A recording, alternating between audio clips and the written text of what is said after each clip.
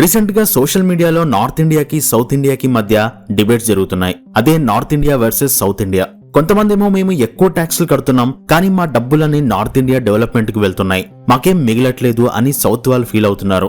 ఇంకొంతమందేమో దేశానికి కావాల్సిన ఆహారాన్ని రిసోర్సెస్ ని మేమే ఇస్తున్నాం, మా వల్లే దేశం నడుస్తుంది అని నార్త్ వాళ్ళు వాదిస్తున్నారు. ఇంకోవైపు పొలిటీషియన్లు సౌత్ ఇండియా జనాభా తగ్గిపోతే మన రిప్రజెంటేషన్ తగ్గిపోతుంది కాబట్టి పిల్లల్ని ఎక్కువగా కనండి అని చెప్తున్నారు. అసలు ఈ ఎమోషనల్ డిబేట్లు, రాజకీయ గొడవలు కాసేపు పక్కన పెడితే డేటా ఏం చెప్తుంది? నిజంగానే గ్రౌండ్ లెవెల్లో పరిస్థితి ఎలా ఉంది? ఒక నిష్ఠూరమైన నిజం ఏంటంటే ఎకనామికల్లీ, సోషల్లీ సౌత్ ఇండియా అనేది నార్త్ ఇండియా కంటే చాలా చాలా బెటర్ పొజిషన్ లో ఉంది. ఈరోజు ప్రపంచంలోనే 4వ అతిపెద్ద ఆర్థిక వ్యవస్థగా మన దేశం డెవలప్ అయింది. కానీ దేశం మొత్తం ఒకే స్పీడ్ తో డెవలప్ అవ్వట్లేదు. ఒకవైపు సౌత్ ఇండియా సంపదను సృష్టిస్తుంది, కొత్త కొత్త యూనికార్న్ స్టార్టప్స్ పెడుతుంది, ప్రపంచం మొత్తానికి టాలెంట్ ని ఎక్స్పోర్ట్ చేస్తుంది. కానీ ఇంకోవైపు నార్త్ ఇండియా ఇంకా పెరుగుతున్న జనాభా సమస్యలతో, వలసలతో, ఆర్థిక ఇబ్బందులతోనే పోరాడుతూనే ఉంది. అసలు ఈ గ్యాప్ ఎందుకు వచ్చింది? అసలు సౌత్ ఇండియా ఎందుకు నార్త్ కంటే బెటర్ గా డెవలప్ అయింది? ఒకప్పుడు నేచురల్ రిసోర్సెస్ తో కలకల్లాడిన నార్త్ ఇండియా ఎందుకు వెనకబడిపోయింది? ఇది ఈ రోజు మొదలైన సమస్య కాదు. గత 30 నుండి 40 ఏళ్లుగా తీసుకున్న కొన్ని పాలసీల ఫలితం ఇది. అండ్ మన సౌత్ ఇండియా వాళ్ళకి అసలు మనం ఏం డెవలప్ అయ్యాం అని అనిపించవచ్చు, కానీ ఒక్కసారి నార్త్ ఇండియా టూర్ కు వెళ్తే మనం, మన కల్చర్, మన సిటీస్, మన విలేజెస్ ఎంత డెవలప్ అయ్యాయో అర్థమవుతుంది. సో అసలు నెంబర్స్ ఏం చెప్తున్నాయో చూద్దాం. మెయిన్ గా టూరిజం ఎక్కువగా ఉండే హిమాచల్ ప్రదేశ్, ఉత్తరాఖండ్ లాంటి రాష్ట్రాలను పక్కన పెట్టి నార్త్ ఇండియాలో కొన్ని స్టేట్స్ ని సౌత్ ఇండియా స్టేట్స్ తో కంపేర్ చేద్దాం. భారతదేశం మొత్తం జనాభాలో సౌత్ ఇండియా జనాభా కేవలం 20% మాత్రమే. అంటే ప్రతి 5 భారతీయుల్లో 1 మాత్రమే సౌత్ లో ఉంటారు. కానీ దేశం మొత్తం జీడిపి అంటే దేశ ఆదాయంలో సౌత్ ఇండియా వాటా ఎంతో తెలుసా? అక్షరాల 31%. ఇది చాలా పెద్ద విషయం. ఎందుకంటే కేవలం 20% జనాభా కలిసి దేశ ఆర్థిక వ్యవస్థలో 31% భారాన్ని మోస్తున్నారు. ఇప్పుడు నార్త్ ఇండియా వైపు చూద్దాం. మనం పైన చెప్పుకున్న నార్త్ ఇండియన్ రాష్ట్రాల్లో దేశ జనాభాలో దాదాపు 50% మంది ఇక్కడే నివసిస్తున్నారు. కానీ జీడిపిలో వాళ్ళ వాటా 30% దరిదాపుల్లోనే ఉంటుంది. అంటే సగం జనాభా కలిసి కూడా పావువంతు జనాభా ఉన్న సౌత్ ఇండియాతో సమానంగా సంపదను సృష్టించలేకపోతున్నారు. ఇంకా సింపుల్ గా అర్థం కావాలంటే సగటున ఒక మనిషి సంపాదన చూద్దాం. సౌత్ ఇండియాలో సగటున ఒక మనిషి సంవత్సరానికి సుమారు 3.4 లక్షలు సంపాదిస్తున్నాడు. అదే నార్త్ ఇండియాలో సగటున ఒక మనిషి ఏడాదికి కేవలం 1.8 లక్షలు మాత్రమే సంపాదిస్తున్నాడు. అంటే ఒక యావరేజ్ సౌత్ ఇండియన్ ఒక నార్త్ ఇండియన్ కంటే దాదాపు 2 రెట్లు ఎక్కువ సంపాదిస్తున్నాడు. ఇది కేవలం శాలరీ డిఫరెన్స్ కాదు, ఇది ప్రొడక్టివిటీ గ్యాప్. సౌత్ లో బెటర్ స్కిల్స్, ఆరోగ్యం, అర్బన్ జాబ్స్ ఉండడం వల్ల మన దగ్గర వర్కర్స్ ఎక్కువ వెల్త్ ని క్రియేట్ చేయగలుగుతున్నారు. ఒక మైండ్ బ్లోయింగ్ ఫ్యాక్ట్ చెప్పనా? జార్ఖండ్ రాష్ట్రం మొత్తం జీడిపి ఎంతో తెలుసా? కేవలం కర్ణాటక రాష్ట్రం చేసే ఐటీ ఎక్స్పోర్ట్స్ విలువల కంటే చాలా తక్కువ. కర్ణాటక ఐటీ ఎక్స్పోర్ట్స్ విలువ అక్షరాల 5.5 లక్షల కోట్లు. ఇది అసలు తేడా అంటే. సరే, డబ్బు ఒక్కటే డెవలప్మెంట్ కి మెజర్ కాదు కదా, మరి చదువు, ఆరోగ్యం సంగతి ఏంటి అంటే ఇక్కడే అసలు మ్యాటర్ ఉంది. ఫస్ట్ లిటరసీ చూద్దాం. సౌత్ లో టాప్ కేరళలోని లిటరసీ రేట్ 96% ఉంది. అండ్ నార్త్ లో కొంచెం బెటర్ అంటే హర్యానాలో 89% ఉంది. సౌత్ లో తక్కువ లిటరసీ ఉన్నది మన ఆంధ్రప్రదేశ్ లోనే. సౌత్ లో మాత్రమే కాదు, మన ఏపీ దేశంలోనే తక్కువ లిటరసీ ఉన్న స్టేట్. అదేంటి నార్త్ లో బీహార్ ఉంది కదా అని మనం అనుకుంటాం, కానీ బీహార్ లిటరసీ కూడా 74.3% ఉంది. వాళ్ళకి ఆ పర్సంటేజ్ ఎలా వచ్చిందో తెలియదు, కానీ డేటాలో మాత్రం బీహార్ మనకంటే ఎక్కువనే ఉంది. సో పైకి చూస్తే పెద్ద తేడా లేనట్టు కనిపించొచ్చు, కానీ అసలు ప్రాబ్లం ఎక్కడుందో తెలుసా? అది ఫీమేల్ లిటరసీ దగ్గర ఉంది. కేరళలో ఆడవాళ్ల అక్షరాస్యత 90% పైనే ఉంటుంది. బీహార్, రాజస్థాన్ లో ఇది కేవలం 65% మాత్రమే ఉంది. ఈ గ్యాప్ చాలా డేంజర్. ఎందుకంటే ఒక ప్రాంతం ఆర్థికంగా డెవలప్ అవ్వాలి అంటే అక్కడున్న జనాభాలో అందరూ పనిచేయాలి. తమిళనాడు, కర్ణాటక లాంటి రాష్ట్రాల్లో 25% నుండి 30% పైగా లేడీస్ ఉద్యోగాలు చేస్తున్నారు. అదే యూపీ, బీహార్ లో కేవలం 10 to 15% లేడీస్ మాత్రమే ఉద్యోగాలు చేస్తున్నారు.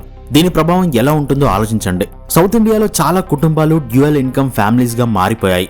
భార్య, భర్త ఇద్దరు సంపాదించే వాళ్ళు ఉన్నారు.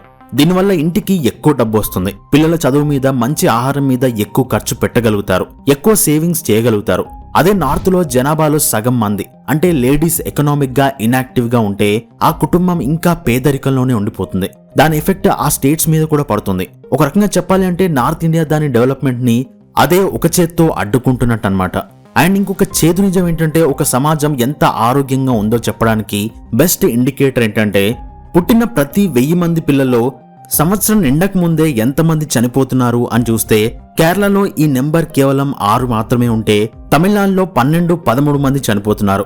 కానీ యూపీలో 38, బీహార్లో 47 మంది చనిపోతున్నారు.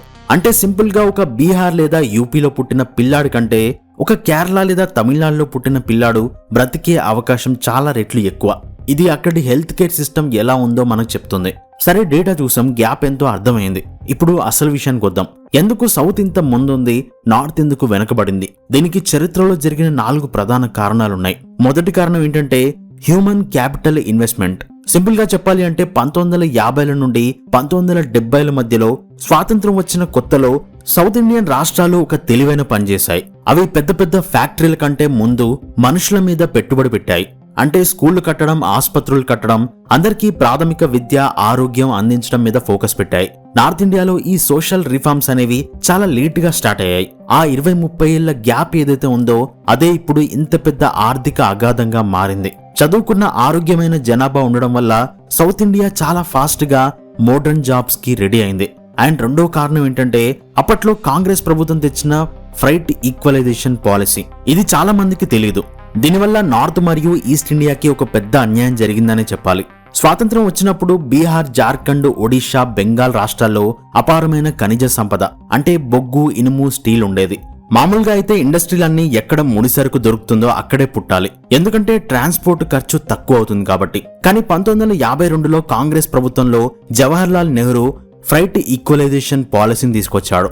దీని అర్థం ఏంటంటే ఒక ఫ్యాక్టరీని ఇండియాలో ఎక్కడ పెట్టినా సరే బొగ్గు, స్టీల్ లాంటి వాటిని ట్రాన్స్పోర్ట్ చేయడానికి దానికయ్యే ఖర్చును గవర్నమెంట్ సబ్సిడీ రూపంలో ఇస్తుంది. కాబట్టి కంపెనీలన్నీ బీహార్, జార్ఖండ్ రాష్ట్రాలను వదిలేసి ముంబై, గుజరాత్, చెన్నై లాంటి ప్రాంతాలకు ఆల్రెడీ సముద్ర తీరం ఉంటుంది కాబట్టి అక్కడ నుండి ఎక్స్పోర్ట్ చేయడానికి అది పెద్ద అడ్వాంటేజ్ అవుతుంది. కాబట్టి దానికి తోడు ఇప్పుడు ఈ పాలసీల వల్ల ట్రాన్స్పోర్ట్ మీద ఖర్చు లేదు. అందుకే కంపెనీలన్నీ సముద్ర తీర ప్రాంతాలకు వెళ్లిపోయాయి. నేచురల్ రిసోర్సెస్ ఉన్న బీహార్, జార్ఖండ్ రాష్ట్రాలు వాటికున్న ఏకైక అడ్వాంటేజ్ ని కోల్పోయాయి. 40 ఏళ్ల తర్వాత అంటే 1990లో ఈ పాలసీని తీసేసినా సరే అప్పటికే జరగాల్సిన నష్టం జరిగిపోయింది. ఇండస్ట్రీస్ అన్ని సౌత్ కి, వెస్ట్ కి షిఫ్ట్ అయిపోయాయి. అండ్ సౌత్ ఇండియా కూడా వ్యవసాయంలో చాలా తెలివిగా మార్పులు చేసుకుంది. కేవలం వరి, గోధుమలే కాకుండా horticulture, dairy, fisheries, food processing వైపు మళ్ళింది. వీటిలో ఇన్కమ్ ఎక్కువ ఉంటుంది. కానీ నార్త్ ఇండియా, ముఖ్యంగా పంజాబ్, హర్యానా, యూపీ ఇప్పటికీ మినిమం సపోర్ట్ ప్రైస్ మీద ఆధారపడే వరి, గోధుమలను పండిస్తూ ఇరుక్కుపోయారు. ఇక్కడ ప్రాబ్లం ఏంటంటే వ్యవసాయంలో 60% జనాభా ఉండిపోతే వాళ్లకు ఇన్కమ్ పెద్దగా పెరగదు. ఆటోమేటిక్ గా వాళ్ళ దగ్గర డబ్బులుండవు. అండ్ చేతిలో డబ్బు లేకపోతే అక్కడ ఎలాంటి వస్తువులకు డిమాండ్ ఉండదు. అంటే ఇండస్ట్రీస్ ఉత్పత్తి చేసే వస్తువులకు డిమాండ్ ఉండదు. ఇంకోవైపు స్కిల్స్ లేకపోతే మోడర్న్ జాబ్స్ రావు. ఇలా నార్త్ ఇండియా ఒక పేదరికపు విశ్వవలయంలో చిక్కుకుపోయింది. ఇంకొక ఇంపార్టెంట్ పాయింట్ ఏంటంటే సౌత్ ఇండియా 1970ల నుండే పాపులేషన్ కంట్రోల్ మీద దృష్టి పెట్టింది. కుటుంబ నియంత్రణ పాటించడం వల్ల జనాభా పెరుగుదల తగ్గింది. దీనివల్ల 1990లో ప్రపంచవ్యాప్తంగా ఐటీ బూమ్ వచ్చినప్పుడు సౌత్ ఇండియా పర్ఫెక్ట్ గా రెడీగా ఉంది. తక్కువ మంది పిల్లలు ఉండడం వల్ల తల్లిదండ్రులు వాళ్ళని బాగా చదివించారు, ముఖ్యంగా ఇంజనీరింగ్. ఆ ఇంగ్లీష్ మాట్లాడే ఇంజనీర్లు ఐటీ జాబ్స్ కి పర్ఫెక్ట్ గా సెట్ అయ్యారు. అమ్మాయిలు కూడా చదువుకుని ఉద్యోగాల్లో చేరారు. దీంతో బెంగళూరు, హైదరాబాద్, చెన్నైలు ఐటీ హబ్బులుగా మారాయి. అదే టైంలో నార్త్ ఇండియాలో జనాభా విపరీతంగా పెరుగుతోంది. అక్కడ డిపెండెన్సీ రేషియో ఎక్కువగా ఉంది. ఒకరు సంపాదిస్తే 4 తినాలి. అందుకే అక్కడ సేవింగ్స్ తక్కువ, పెట్టుబడి తక్కువ. అయితే నార్త్ ఇండియా పని అయిపోయినట్టేనా?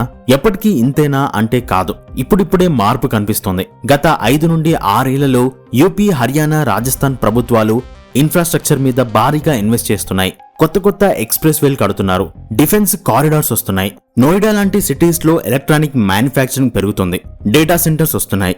కానీ డెవలప్మెంట్ అనేది కాంపౌండింగ్ లాంటిది. అంటే 30 ఏళ్ల క్రితం గోల్డ్ కొంటే ఇప్పుడు దాని వాల్యూ ఎంత పెరిగిందో మనకు తెలుసు. సరిగ్గా అలాగే సౌత్ ఇండియా 40 ఏళ్ల క్రితమే తీసుకున్న యాక్షన్ కి రివార్డు ఇప్పుడు అనుభవిస్తుంది. ఇంకోవైపు నార్త్ ఇండియా ఇప్పుడు విత్తనాలు నాటుతుంది. దీని ఫలితాలు రావడానికి టైం పడుతుంది. లేట్ గా స్టార్ట్ చేయడం వల్ల మొదట్లో గ్రోత్ కనిపించదు. కానీ ఆ ఫ్లై వీల్ అనేది ఒక్కసారి తిరగడం మొదలు పెడితే మొమెంటం వస్తుంది. నార్త్ కి ఉన్న ఒక పెద్ద అడ్వాంటేజ్ ఏంటంటే మాస్. అక్కడ ఇంకా ల్యాండ్ ఉంది, లేబర్ ఉంది. సౌత్ లో ఇవన్నీ కాస్ట్లీ అయిపోయాయి. వాటర్ ప్రాబ్లం ఉంది, సిటీలు నిండిపోయాయి. కాబట్టి ఫ్యూచర్ లో ఇండస్ట్రీస్ నార్త్ వైపు వెళ్లే ఛాన్స్ ఖచ్చితంగా ఉంది. కానీ దానికి అక్కడి ప్రభుత్వాలు రిఫార్మ్స్ ని స్పీడ్ చేయాలి. చివరిగా చెప్పేది ఒక్కటే, ఇండియాకున్న సమస్య నార్త్ వర్సెస్ సౌత్ గొడవ కాదు. మనకున్న అసలు సమస్య సీక్వెన్సింగ్. అంటే డెవలప్మెంట్ రేస్ లో ఎవరు ఎప్పుడు స్టార్ట్ అయ్యారు అనేది important. South India development race లో ఫస్ట్ పరిగెత్తింది, నార్త్ ఇండియా కొంచెం లేట్ గా స్టార్ట్ చేసింది. మన దేశం టార్గెట్ ఎలా ఉండాలంటే, ఒక ఐఐటి కాన్పూర్ లేదా ఐఐటి రూర్కీలో చదివిన స్టూడెంట్ ఉద్యోగం కోసం బెంగళూరు లేదా చెన్నైకే రావాల్సిన అవసరం ఉండకూడదు. అతనికి పాట్నాలోనో లక్నోలోనో అదే స్థాయి ఉద్యోగం దొరకాలి. బ్రతుకు తెరువు కోసం వలసలు వెళ్లే పరిస్థితి పోవాలి.